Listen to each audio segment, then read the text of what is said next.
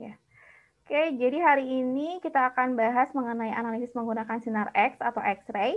Ya, sebelum kita akan membahas ke analisis menggunakan sinar X atau X-ray, nih kita review dulu tentang sinar X ya. Jadi ketika kita bicarakan sinar X di sini, ya ini berarti kita akan mengasumsikan bahwa atom itu berbentuk bola yang berlapis-lapis.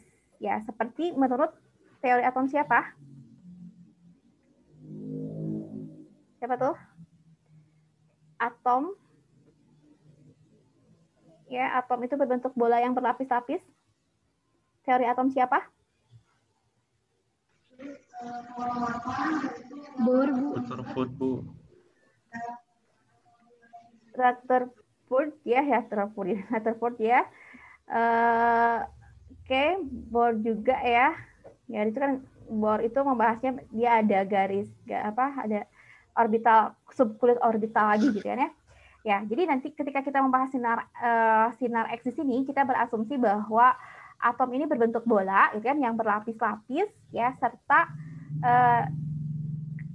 dia memiliki diameter, ya, setiap atom itu memiliki diameter yang berbeda, ya, antara satu atom dengan atom yang lain memiliki diameter yang berbeda. Nah, dan tadi kan karena dia berlapis-lapis, nah ini lapis-lapis ini kan ini yang kita kenal dengan orbital, gitu kan. Nah, orbital ini merupakan tempat elektron untuk mengelilingi inti atom, ya. Karena tadi atomnya ini memiliki diameter yang berbeda-beda, maka perbedaan diameter atom ini menyebabkan perbedaan jarak antara inti atom, mengakibatkan jarak elektron dan inti atom untuk satu atom berbeda dengan atom yang lainnya. Berarti kan nggak ada yang sama gitu kan ya. Ya. Nah, jadi karena dia jaraknya berbeda, jarak antara jadi jarak elektron ke inti atom, satu atom dengan atom yang lainnya berbeda, maka setiap atom itu berarti kan dia memerlukan energi yang berbeda untuk menjaga kestabilan inti atomnya, gitu kan, kestabilan elektronnya. Ya, karena tadi jaraknya berbeda-beda, jadi energi yang diperlukan untuk menjaga kestabilan atomnya juga berbeda-beda. Ya, nah jadi daripada setiap kulit tadi atau orbital tadi, gitu kan, orbitalnya tadi ini memiliki tingkat energi yang berbeda ya, gitu kan ya. Setiap kulit elektronnya ini kan memiliki tingkat energi yang berbeda, gitu kan ya. Ada kalau di sini ada kulit K, gitu kan, kulit K, Lm, gitu kan. Nah, ini antara kulit-kulit ini memiliki energi yang berbeda. Ya, jadi misalnya kalau untuk lintasan orbital pada kulit K ini memiliki energi sebesar X, ya. Untuk di kulit L ini beda lagi, nggak X lagi. Ya, jadi dia energinya sebesar Y gitu, seperti itu. Nah, kalau dia berbeda, ya, karena dia memiliki energi yang berbeda, ya. Ini kan yang paling besar energinya yang mana? Yang paling dalam atau yang paling luar? Paling luar, Bu. Paling luar ya. Semakin luar kan semakin besar energinya. Ya, jadi artinya berarti elektron jadi tidak sembarangan elektron nanti yang bisa menempati kulit, ya. Karena berarti kan elektron dengan energi yang sama dengan orbitalnya nanti yang dia bisa menempati orbital kulit tertentu, ya. Nah, tapi untuk elektron, ya, untuk elektron dari energi yang lebih tinggi, ya, dari kulit yang terluar, itu dia masih bisa memungkinkan untuk berpindah ke kulit orbital yang memiliki energi yang lebih tinggi. Tapi harus ngapain? Dia bisa berpindah, tapi harus apa biar stabil? Eksitasi. Ya, dia harus harus apa? Harus melepaskan energi kan ya? Ya. Jadi dia boleh sih, kan dia kan tadi kan energinya besar nih, dia kan energinya besar. Elektron misalnya dari kulit L ini kan energinya lebih besar, dia mau pindah ke K, ya, K itu energinya lebih kecil daripada kulit L, jadi elektron dari kulit L bisa pindah ke orbital kulit K, tetapi elektronnya itu berarti nanti dia harus melepaskan energi, gitu kan ya. Nah, energinya ini dilepaskannya dalam bentuk radiasi, gitu ya, dalam bentuk radiasi. Oke, kita lihat.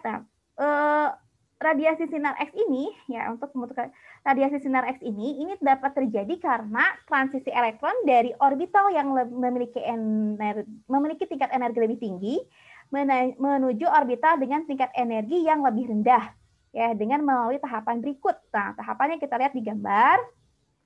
Saya pointer. Oke. Nah, saya geser dulu. Ya. Tahapan yang pertama nih, sebuah elektron yang terletak di kulit bagian dalam terpental keluar atom ya, terpental keluar atom ini misalnya yang ini ya. Ini berarti kan ini ada elektron di kulit K. Dia terpental ya, tereksitasi karena adanya berkas cahaya atau bekas elektron dari luar. Ya. Dia ada ditembakkan oleh foton atau ditembakkan oleh sinar sehingga nanti dia tereksitasi. Nah, kalau elektron di kulit K-nya ini tereksitasi, berarti kan nanti akan ada kekosongan elektron di kulit K ini. Ya. Nanti kekosongan elektron pada kulit K ini dapat digantikan oleh elektron dari kulit yang luar. Misalnya dari kulit K atau dari kulit K lagi, dari kulit L atau dari kulit M, ya bisa menempati elektron pada kulit K yang kosong, ya. Karena tadi dia ini memiliki energi yang lebih tinggi, tadi dari kulit L, dari kulit M, ini memiliki energi yang lebih tinggi, maka ketika dia terjadi transisi ini berpindah, nanti akan disertai pemancaran sinar X, ya, jadi ini ilustrasinya seperti pada gambar seperti ini. Ya. Nah, ini nanti sinar X yang terjadi karena adanya transisi dari kulit L ke K, ini nanti yang biasa dinamakan dengan K alfa gitu kan ya. K alfa. Kalau K beta itu berarti dari kulit M ke K gitu kan, K beta ya dinamakannya. Ya. Nah, sinar X ini merupakan radiasi elektromagnetik dengan panjang gelombang sekitar 0,1 nanometer. Radiasi yang dipancarkannya ini memiliki energi yang khas sesuai dengan transisi elektron yang terjadi. Ya. Jadi energinya khas. Itu yang harus digarisbawahi. Oke. Selanjutnya. Nah, ketika sinar X ini berinteraksi dengan suatu material, ya seperti dengan interaksi kemarin kita bahas juga interaksi energi dengan materi, maka ini kan kemungkinan dia dapat mengalami absorpsi, penyerapan atau difraksi gitu, atau juga dapat terjadi fluoresensi, ya fluoresensi. Itu yang bisa terjadi ya. Jadi bisa terjadi penyerapan, penghamburan, juga bisa terjadi fluoresensi, ya. Nah, penghamburan ini dapat terjadi karena gelombang cahaya ini dilihat sebagai partikel juga sebagai gelombang ya, masih ingat kan ya dualisme gelombang cahaya ya. Dualisme gelombang cahaya dia sebagai foton atau partikel dan juga sebagai gelombang ya. Ya, ketika kita lihat dia sebagai foton, maka karena dia foton, dia partikel, maka nanti dapat bergerak menumbuk partikel lain yang terdapat dalam material sampel. Ya, jadi dia nanti dapat menumbuk partikel lain yang terdapat dalam material sampel, gitu kan ya. Saat terjadi tumbukan tersebut, ini foton ini bisa jadi kan dia tidak terjadi penyerapan energi gitu kan, tidak terjadi penyerapan energi atau penghilangan energi sehingga nanti akan terjadi, jadi kan dia menumbuk ya, jadi nanti terjadi tumbukan, berarti kan nggak ada energi yang hilang, berarti kan itu menjadi tumbukan yang lenting sempurna ya, masih ingat kan ya, tumbukannya adalah tumbukan lenting sempurna gitu kan, tumbukan lenting sempurna. Nah, sudut yang dibentuk oleh foton yang datang pada arah tertentu akan menghasilkan pantulan yang khas ya. Sudut yang dibentuk oleh foton yang datang pada arah tertentu akan menghasilkan pantulan yang khas jika orientasi material sampelnya tidak berubah. Ya, nah ini sudut yang khas ini, ya sudut pantulan yang khas ini bisa menjadi dasar dari analisis kualitatif, gitu kan? Karena dia khas. Ya, kalau kita lihat fotonnya sebagai apa tadi, gelombangnya sebagai foton. Ya. Selanjutnya, ya.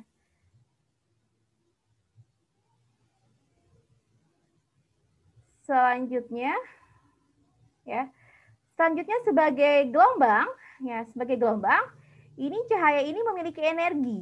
Ya, cahaya memiliki energi. Penyerapan cahaya ini mengakibatkan material menjadi tidak stabil. Ya. Cahaya memiliki energi, ya, kan ketika ditembakkan, ya, kalau tadi kan sebagai foton dia bisa menumpuk gitu kan. Kalau sekarang cahayanya sebagai memiliki energi, ya. Kalau memiliki energi berarti pada saat dia disinarkan, ini maka nanti penyerapan cahaya ini akan mengakibatkan materialnya menjadi tidak stabil, ya. Materialnya tidak stabil karena tadi energinya itu, karena elektron pada tingkat energi yang lebih rendah ini nanti dapat mengalami eksitasi, ya, dapat mengalami eksitasi karena tadi dia menyerap cahaya, menyerap energi, ya. Nah, untuk mencapai kestabilannya kembali, elektron pada tingkat energi lebih tinggi akan menggantikan elektron yang tereksitasi, ya. Nah, peristiwa transisi diikuti dengan pelepasan energi. Tadi kan ya, kalau dia berpindah gitu kan dari energi yang lebih tinggi ke energi yang lebih rendah, maka nanti akan melepaskan energi. Ya. Pelepasan energi dalam bentuk radiasi yang khas untuk setiap atom penyusun material. Jadi tadi energi yang dilepaskannya, energi radiasi yang dilepaskan ini khas untuk setiap atom. Ya. Nah, ini juga ya dapat menjadi dasar dalam analisis kualitatif, gitu kan. Kalau tadi itu kan sudut yang dibentuk oleh foton, gitu kan ya, menghasilkan pantulan yang khas, yaitu bisa menjadi dasar dari analisis kualitatif. Ini juga energi radiasi juga ini bisa menjadi dasar dari analisis kualitatif, ya. Ya, jadi dari dua sifat itu dua-duanya bisa menjadi dasar analisis kualitatif. Nah, dari prinsip interaksi antara sinar X dengan materi tersebut, ya ini kita muncul analisis kualitatif dan kuantitatif dengan sinar X. Di antaranya yaitu difraksi sinar X, ya difraksi sinar X, ya atau disingkat dengan XRD, dan juga fluoresensi sinar X atau yang biasa disingkat dengan XRF. Dan ya, jadi dua-duanya interaksinya sinar X. Bedanya apa yang membedakannya?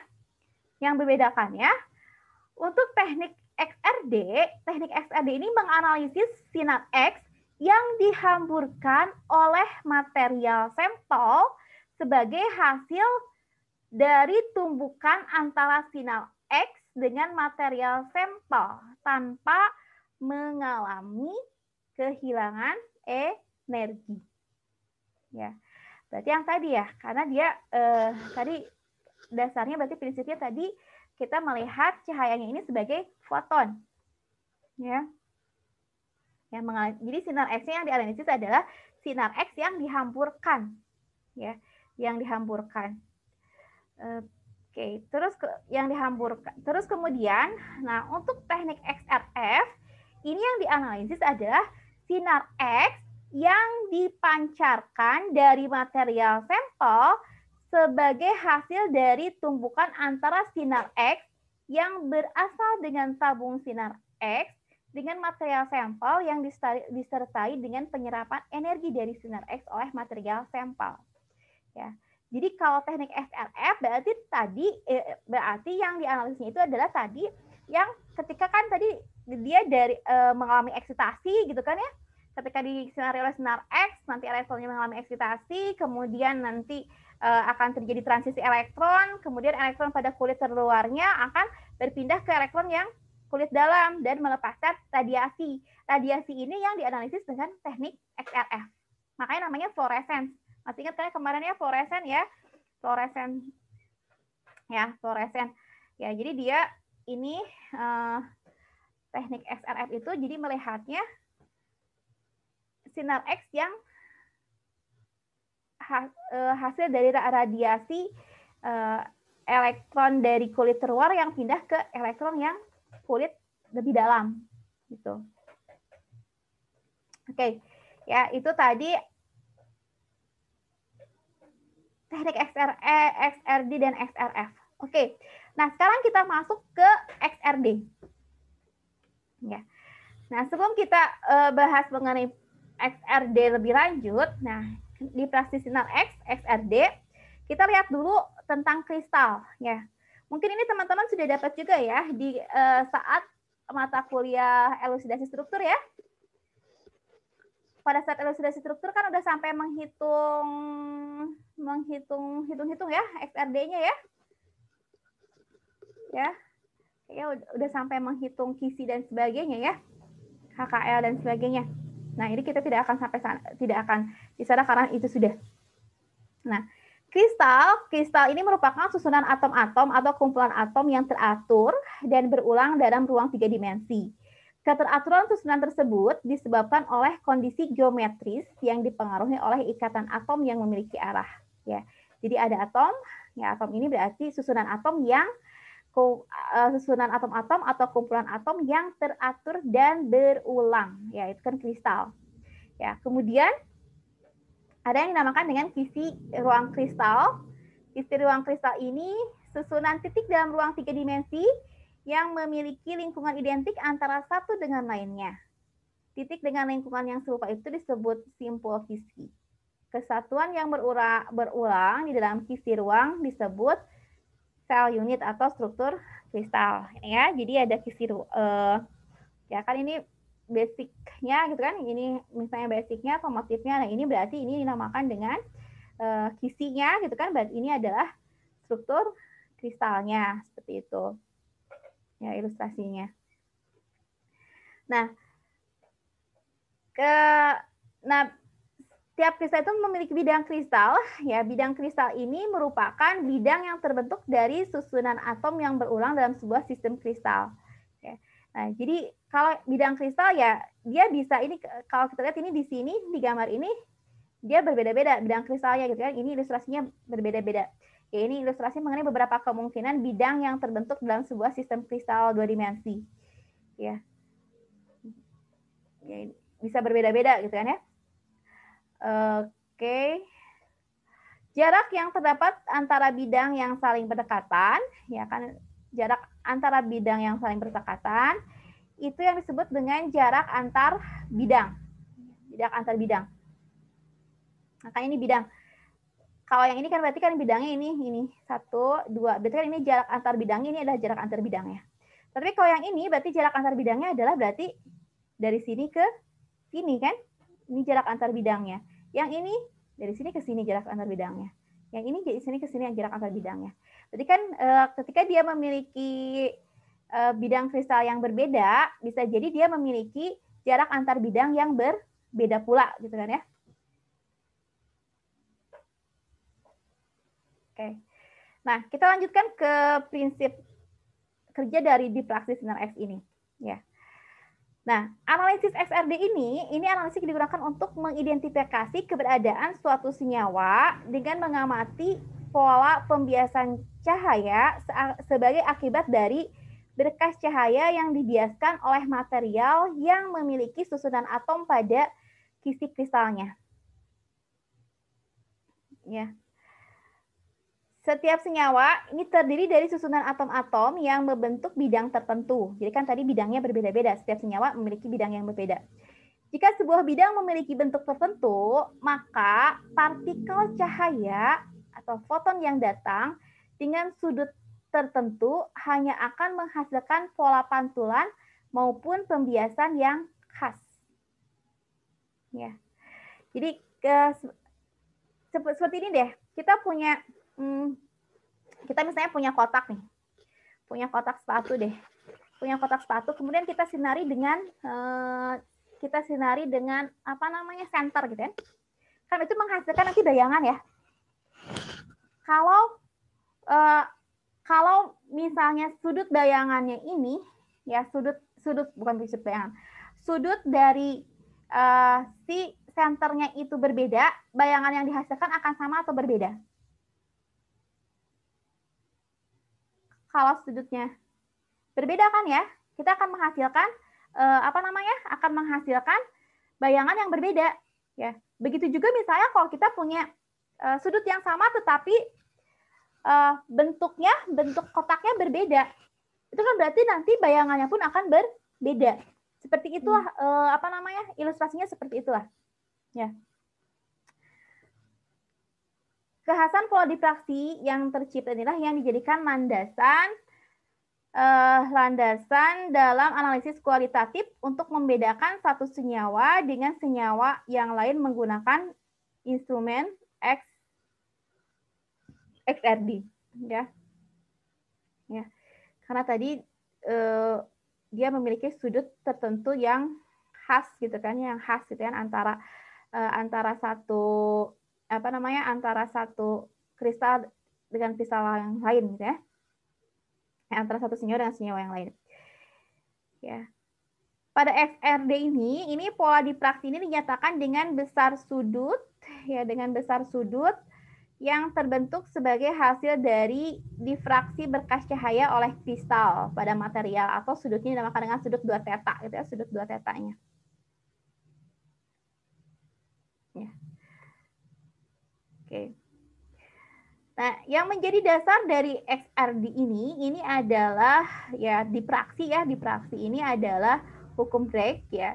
Jika sinar datang mengenai bidang yang tersusun secara paralel dan berjarak D satu sama lain, maka terdapat kemungkinan bahwa sinar-sinar datang akan dipantulkan kembali oleh bidang dan saling berinterferensi secara konstruktif, sehingga menghasilkan penguatan terhadap sinar pantul dan menyebabkan terjadinya difraksi. Ya. Ya, jadi difraksi ini dapat terjadi kalau tadi sinarnya atau di sini gelombangnya ini berinteraksi secara konstruktif. Artinya kalau secara konstruktif berarti dia saling menguatkan. Masih ingat kan ya interferensi gelombang? Apa interferensi gelombang? Interferensi gelombang berarti kan gabungan gelombang ya. Gelombang-gelombang bergabung. Nah, interferensi gelombang ini ada yang dia konstruktif, ada juga yang destruktif. Kalau yang konstruktif itu berarti kan dia saling menguatkan gitu ya, dia saling menguatkan. Kalau yang destruktif berarti kan saling meniadakan. Nah, hamburan ini terjadi jika sinar-sinar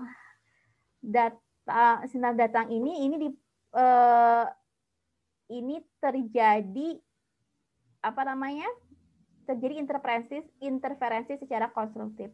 Ya, sehingga akan nanti terjadi penguatan terhadap sinar pantul dan menyebabkan terjadinya difraksi. Ya. Oke. Nah, ini contohnya. Ya. Ini contohnya. Ini pembentukan interferensi konstruktif. Jadi kan ada sinar datang, dia memiliki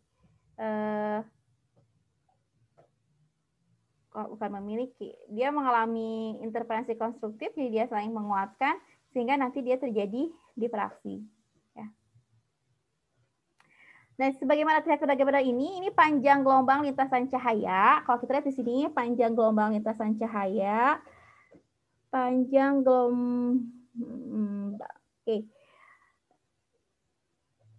Nah, ini di sini kan ini sinar datang, ya di sini sinar datang, kemudian ini ada sinar terdifraksi, ini sinar transmisi. Ini yang 2 garis ini adalah masing-masing tadi bidang kisinya, ya.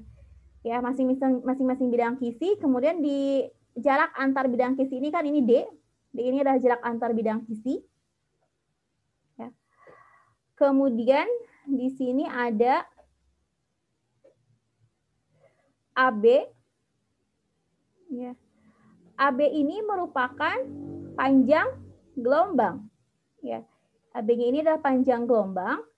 Dan panjang gelombangnya ini kalau diturunkan, ini panjang gelombang AB ini sama dengan 2D sin theta, ya 2D sin theta, dari mana 2D sin theta? Theta ini adalah sudut datang, ya sudut datang, berarti kan kalau ini sudut datang, berarti ini juga adalah sudut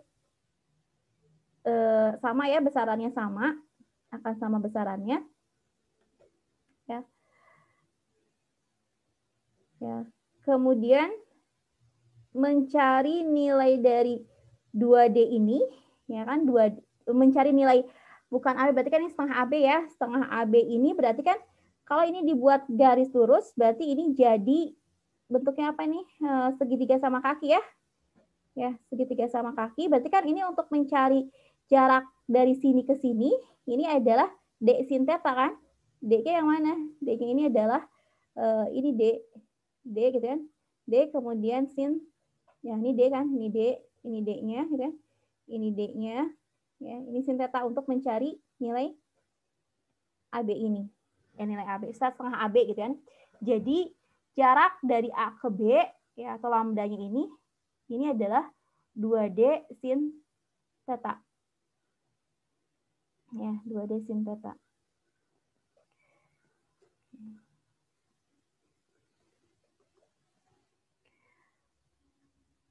Oke. Nah, dalam analisis dengan menggunakan XRD ini ada dua metode yang bisa dilakukan. Ini ada metode Lau. Ini sudut, kalau yang ini metode yang pertama ini sudut tetanya dibuat tetap, ya, sedangkan panjang gelombang dari sinar X-nya dibuat berubah. Ya. Ya, jadi bisa sudut tetanya yang dibuat tetap, kemudian nanti panjang gelombangnya yang dibuat berubah. Ya. Bisa juga yang dibuat berubah ini adalah sudut theta. Ya. Pada metode serbuk, metode Debye-Scherrer ini yang dibuat tetapnya adalah panjang gelombangnya dibuat tetap, sedangkan sudut tetanya dibuat berubah. Ya, jadi kan tadi kan dari rumusnya kan lambda sama dengan 2D sin theta gitu kan ya. Jadi bisa lambdanya yang kita buat tetap atau tetanya yang kita buat tetap. Ya. Ini harusnya dua ya. Yang banyak digunakan sih yang metode ini. Ya.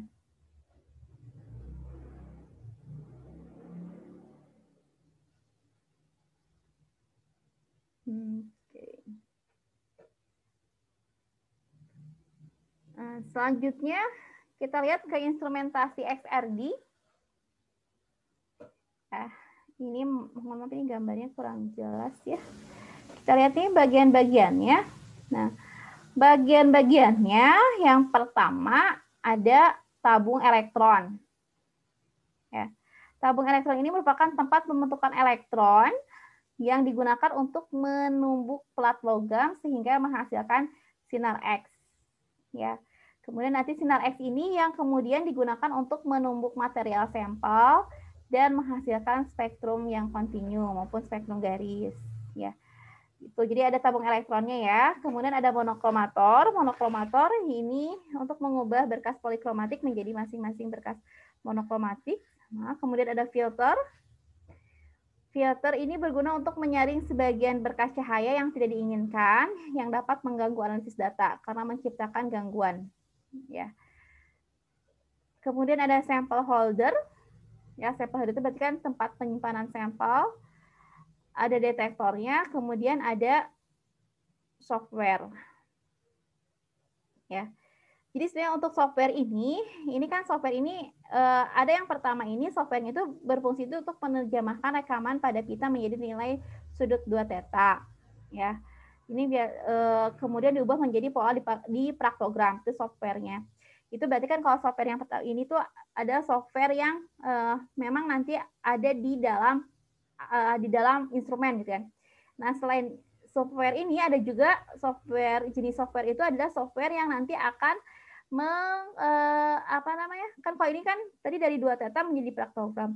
Ada juga software itu yang nanti dari dipraktogram itu nanti mengolah datanya menjadi data yang kita inginkan, gitu kan ya. Misalnya seperti kristalnya seperti apa, atau materialnya apa, gitu ya. Contohnya apa softwarenya ya? Saya lupa, banyak kan contohnya ya. Kemudian untuk preparasi sampel, ya, sampel yang digunakan ini hanya sekitar 0,1 gram. Ya, usahakan materialnya harus sudah terbebas dari pengotor yang tidak diinginkan.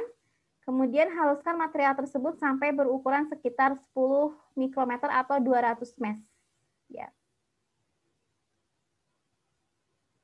Letakkan pada sampel holder secara merata pada permukaan yang mendatar dan material sampel yang telah siap untuk dianalisis. Jadi untuk apa namanya? Untuk preparasi sampelnya ini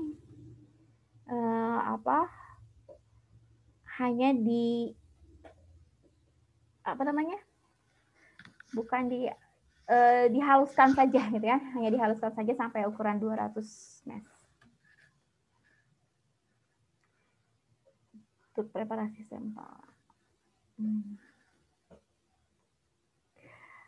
Nah, dari metode dipraksi tadi, ini kita dapat mengetahui secara langsung, gitu kan ya tadi ya, jarak rata-rata antar bidang atom, kemudian jadi D-nya, ya tadi bisa dari dua metode kan, bisa tadi metode Debye-Square atau metode yang satu lagi, jadi nanti kita bisa tahu D, ya nilai D.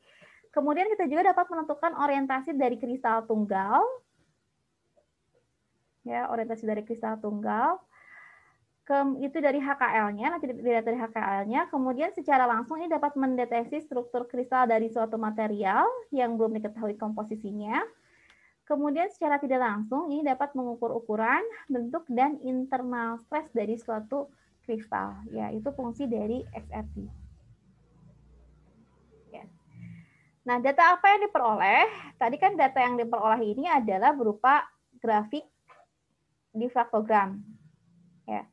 Difraktogram ini merupakan output grafik antara sudut 2 theta dengan di sumbu Y-nya adalah intensitas. Ya. Tadi 2 theta ini merupakan sudut antara sinar datang dengan sinar pantul. Ya. Sedangkan intensitas ini merupakan jumlah banyaknya sinar X yang didifraksikan oleh kisi-kisi kristal. Ya. Kisi kristal ini tergantung dari kristal itu sendiri. Ya. Oke. Ini contoh difraktogram. Jadi kalau teman-teman kalau tidak salah pernah di praktikum anorganik dan pernah melakukan XRD ya? Waktu praktikum anorganik ya? Iya, Bu. Sudah ya? Sudah. Ya, ini contoh difraktogram. Ini difraktogram SiO2 silika. Ya.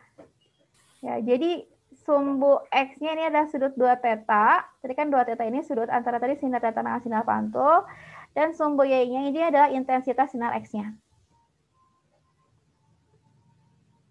Ya. Nah, posisi dari puncak dipraksi ini akan memberikan gambaran tentang parameter kisi, jarak antar bidang, struktur kristal dan orientasi dari sel satuan, struktur kristal dan orientasi dari sel, ini diulang lagi, struktur kristal dan orientasi dari sel satuan. Ya. Kemudian intensitas ini akan memberikan gambaran tentang posisi atom dalam sel satuan. Bentuk puncak dipraksinya akan memberikan gambaran tentang ukuran kristal dan ketidaksempurnaan kisi.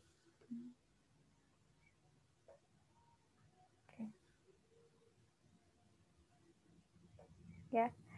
Nah, secara umum ini makin lebar puncak dipraksi, maka semakin kecil ukuran kristalinitasnya.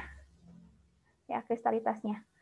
Ukuran kristalitas yang menghasilkan kualitas yang pada gambar di bawah, berarti kan kalau kita punya dua gambar ini ini berarti ini lebih kecil, yang bawah itu kristalitasnya lebih kecil daripada yang atas. Ya, jadi dari puncaknya ini dihasilkan oleh interferensi konstruktif cahaya yang dihasilkan oleh bidang-bidang kristal. Ya, itu pada XRD. Oke. Nah, aplikasinya untuk apa? Aplikasinya ini banyak. Bisa untuk tadi penentuan struktur kristal. Bisa juga kita untuk melihat analisis reaksi kimia dalam sintesis material. Jadi kita melakukan sintesis material, kemudian kita lihat nanti apakah sudah terbentuk atau tidak. Itu juga bisa dilihat dengan XRD. Juga kita bisa menganalisis kemurnian dari suatu sampel. Oke. Tugas pertama kalian adalah mencari contoh dari aplikasi difraksi sinar X ini. Ya, contohnya penentuan struktur. Jadi tugasnya tugas hari ini yang pertama ini mencari contoh aplikasi difraksi sinar X dalam penentuan struktur kristal, analisis reaksi kimia dan sintesis material, dan analisis kemurnian suatu spesies. Ya, catat ya, itu tugas yang pertama hari ini. Ya, itu XRD, ya, XRD. Ya, jadi intinya tadi kalau XRD itu sinar X mana sih yang diukur? Sinar X mana yang diukur?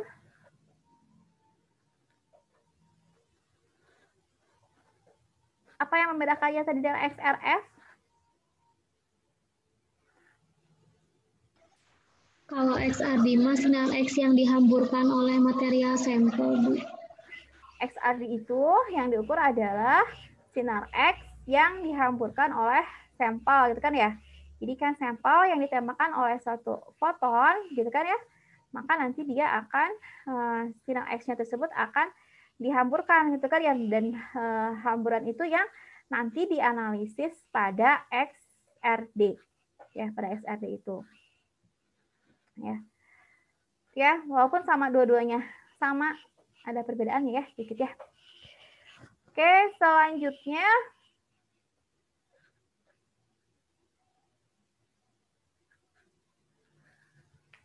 ya.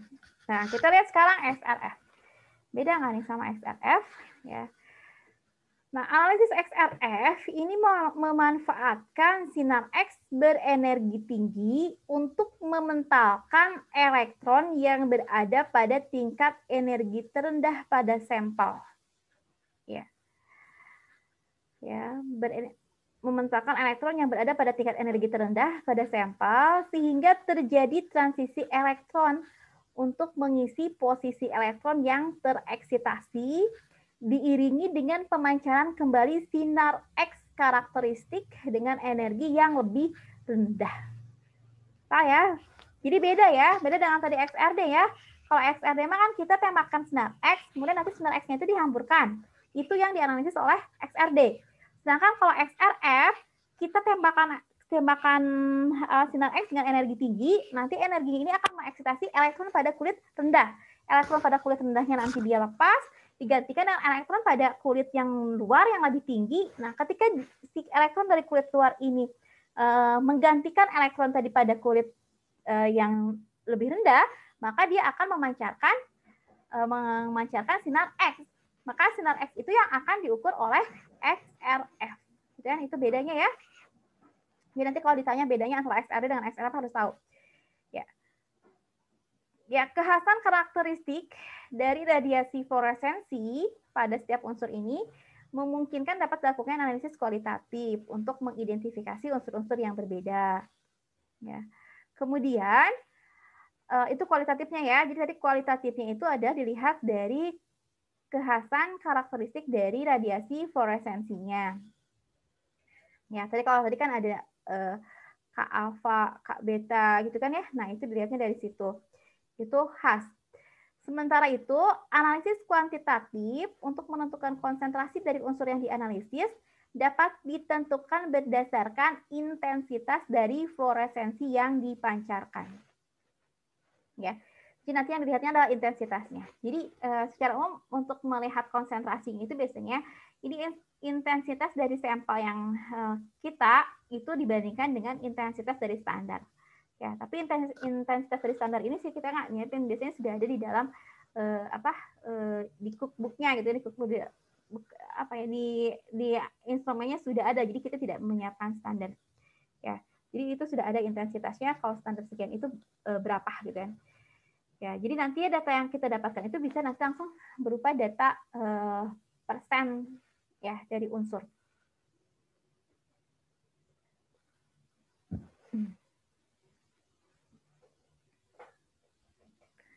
Ya. Dasarnya ini adalah hukum Moseley. Ya, jika sebuah sampel tersusun dari beberapa atom unsur yang berbeda, setiap interaksi cahaya dengan atom akan menghasilkan serangkaian panjang gelombang yang spesifik, yang kemudian semua panjang gelombang hasil interaksi tersebut akan berkontribusi terhadap pembentukan emisi total sinar X. Ya, jadi dari emisi ya emisinya kan berarti kan tadi sinar X yang dihasilkannya, dilepaskannya dari transisi. Ya.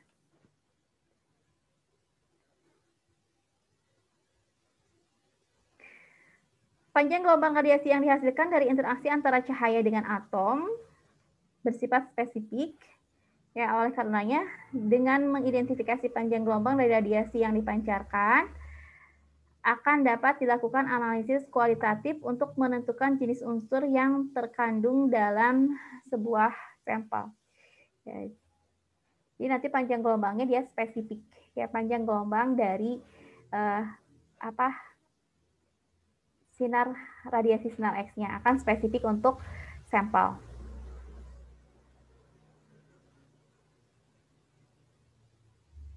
Ya. Oke, nah untuk instrumentasinya ini terdiri dari dua bagian utama, yaitu sumber utama sinar X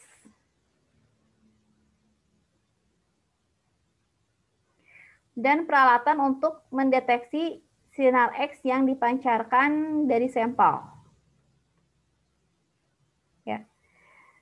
Jadi sama, ya ini berarti ada tabung sinar X, sama ya. Jadi tabung sinar X itu tadi fungsinya adalah untuk menghasilkan atau memproduksi sinar X. Ya, nanti sinar X ini yang akan digunakan sebagai berkas cahaya untuk mengeksitasi elektron. Ya. Pada tabung sinar X ini terdapat filamen ya, sehingga nanti akan dihasilkan elektron dengan yang akan nanti menghasilkan sinar X. Kemudian filter ini diletakkan di antara tabung sinar X dengan sampel. Ini fungsinya adalah untuk menyaring berkas sinar yang dipancarkan. Ya. Kenapa perlu disaring? Ini untuk memisahkan komponen yang tidak diinginkan yang dapat mengganggu sinyal yang dihasilkan untuk analisis. Ya, kemudian ada kolimator berfungsi untuk memperjelas resolusi berkas sinar X yang dipancarkan dari sampel yang terkena radiasi sehingga mempertajam berkas sinar untuk dianalisis. Dan ada analyzer kristal. Ini berfungsi untuk mengubah berkas cahaya polikromatik yang dipancarkan dari sampel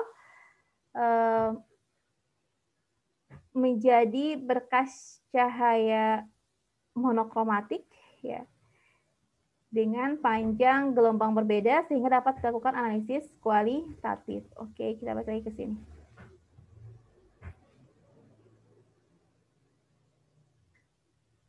Ya.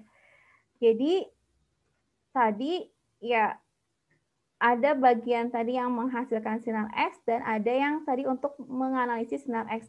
Terus makanya di sini kok Bu ini monokromatornya di akhir. Ya kan ini monokromator di akhir ini, di bagian akhir, karena kan tadi kalau pada sinar X itu kan nanti kita akan menganalisis juga nanti sinar X yang tadi dihasilkan dari fluoresensinya, ya fluoresensinya, ya. Nah, nanti sinar X yang hasil fluoresensinya ini harus dipisahkan menjadi dipisah-pisahkan panjang gelombangnya gitu, sehingga nanti dapat dilakukan analisis kualitatif, ya. Nah, berbeda dengan kemarin EVV misalnya gitu kan, AS itu kan kemarin dia hanya dapat menganalisis satu unsur aja ya. Nah, untuk XRD, untuk XRF ini nanti dapat menganalisis multi elemen ya, multi elemen atau banyak unsur ya. Pernah, kalau XRD kan pernah lihat ya, pernah lihat hasil XRF nggak? XRF itu hasilnya ya nanti berupa ini. Pernah ya ada ya yang SL-nya pakai XRF ya? Ada ya kemarin yang studi literaturnya pakai XRF.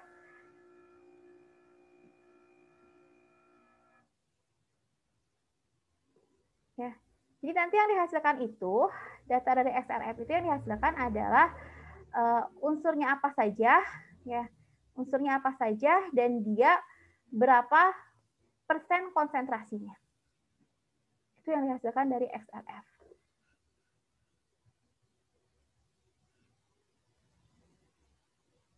Ya.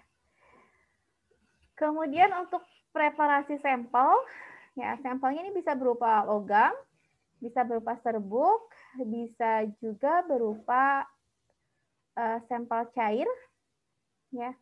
Untuk sampel padat berupa logam dan serbuk, kalau logam berarti ini harus digiling dulu, digrinding dulu kalau dia berbentuk logam, nggak bisa langsung logamnya yang dimasukin. Ya, jadi dia harus digrinding dulu. Ya, tapi memang nanti kalau dengan grinding ini memungkinkan sekali bisa terjadi kontaminan ya, dan bisa misalnya dari dari bahan untuk menggosoknya itu bisa. Kemudian kalau serbuk ini biasanya dibuat menjadi bentuk pelet, ya, dibuat untuk membentuk pelet, ya. Oke, terus kemudian kalau sampelnya cair nanti tinggal dimasukkan ke dalam sampel holder, yang liquid sample holder ini berbeda. Jadi yang liquid sample holder, kalau ini mah pembuatan pelet, ya. Nah, untuk membuat pelet ini biasanya ini diberi tekanan yang tinggi atau diberikan zat pengikat ya atau binder untuk pembuatan pelet.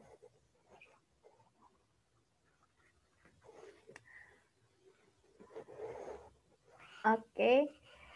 Aplikasinya untuk XRF ini tadi untuk analisis kualitatif dan kuantitatif. Bisa juga analisis logam berat dalam suatu bahan. Bisa juga ini analisis mineral yang terkandung dalam batuan. Ya, jadi banyak aplikasinya. Ya.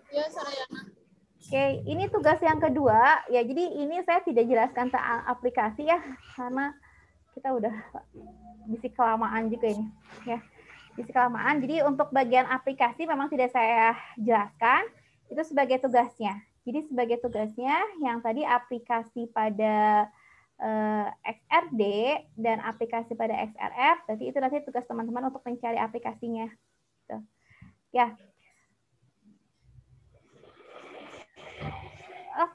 Oke, ada pertanyaan dulu? Bu, yang tadi XRF aplikasinya belum kecatat ya, Mbak? Bentar.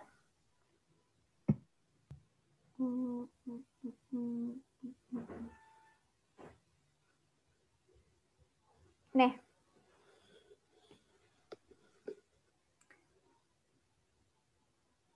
Cari ya, cari contohnya. Contohnya bisa dari jurnal lagi. Bisa dari jurnal penelitian orang, skripsi orang juga bisa sih. Gak harus dari jurnal, skripsi juga bisa. Ya.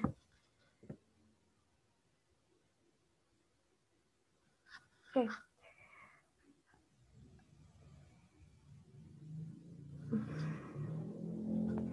Kalau di elusidasi struktur berarti kan udah menghitung kayak indeks Miller yang kayak gitu ya udah ya? Udah, Bu. Udah ya? Bu. Ya, udah. Udah ya, yang indeks Miller kemudian menentukan HKL gitu kan udah ya? Masing-masing orang.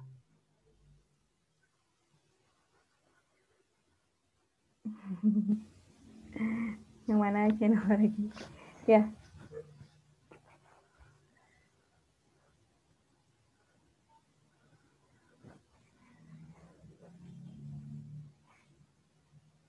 Itu ya.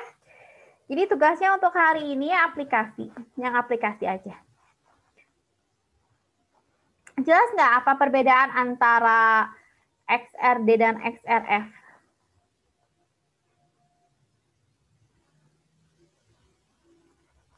Masya Allah jelas, Bu. Bentar.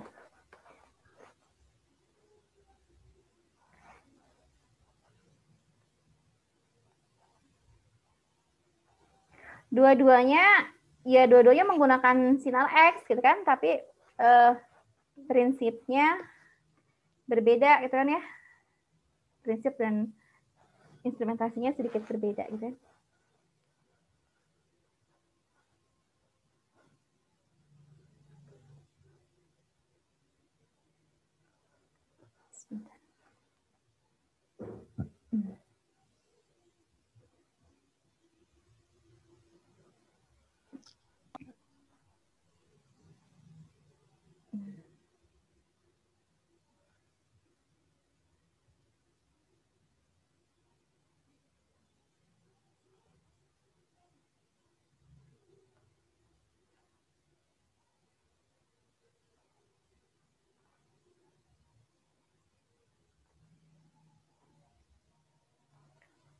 Oke.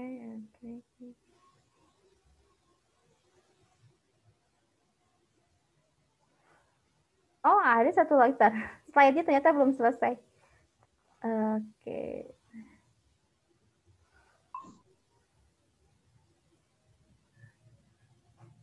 Ya. Jadi nanti teman-teman harus bisa menjelaskan perbedaan tadi XRD dan XRF. Ya kan dari tujuannya berbeda juga ya. Dari tujuan analisisnya berbeda gitu kan ya. Dan prinsip kerjanya nanti harus bisa juga menjelaskan. Yang belum dijelaskan. Oh, tinggal ini. Tinggal kelebihan dan kelemahan dari metode XRF.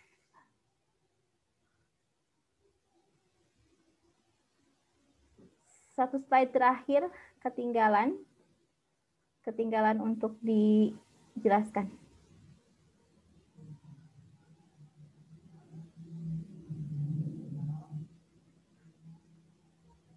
Nah, ini kelebihan dari metode XRF ya. Nah, XRF ini dapat menentukan unsur dalam material tanpa perlu adanya standar. Jadi kita tidak memerlukan standar. Kemudian dapat menentukan kandungan mineral dalam bahan biologi maupun dalam tubuh secara langsung. Akurasinya relatif tinggi. Ya. Kekurangannya ya melakukan terbatas untuk analisis unsur-unsur yang Z-nya kurang dari 9. Z berarti kan kelimpahan relatifnya ya, Z-nya. Kemudian analisis XRF tidak mampu membedakan isotop dari sebuah unsur, sehingga analisis material semacam ini tidak bisa gitu kan ya. Jadi ya dia tidak tahu isotopnya, tidak membedakan isotopnya. Kemudian XRF juga tidak dapat membedakan ion pada unsur yang sama pada keadaan valensi yang berbeda. Karena nanti XRF itu datanya berupa unsurnya apa, gitu kan? Unsurnya apa, gitu kan? Enggak misalnya dia nanti kalau misalnya ada NO, ada N, ada O, ya ada N, ada O, gitu kan? Ada N. Ya enggak dia dalam bentuk NO sekian misalnya atau NO2 sekian, itu enggak. Tidak dapat mengetahui senyawa apa yang dibentuk oleh unsur-unsur yang terkandung dalam material yang akan kita teliti. Jadi kita hanya tahu unsur, tidak tahu senyawanya apa.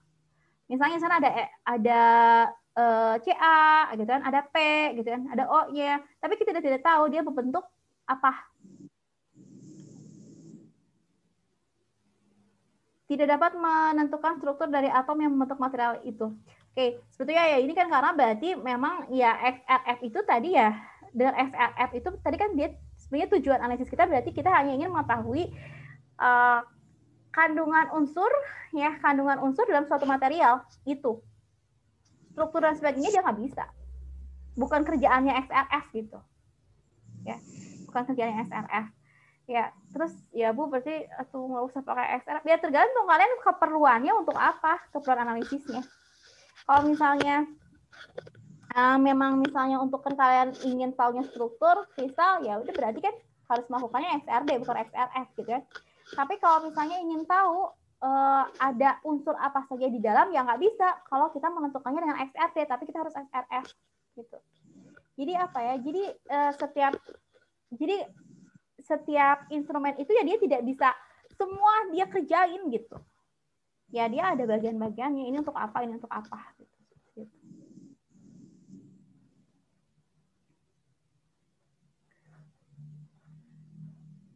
Oke, ada pertanyaan dulu sebelum kita akhiri. Izin bertanya, Bu.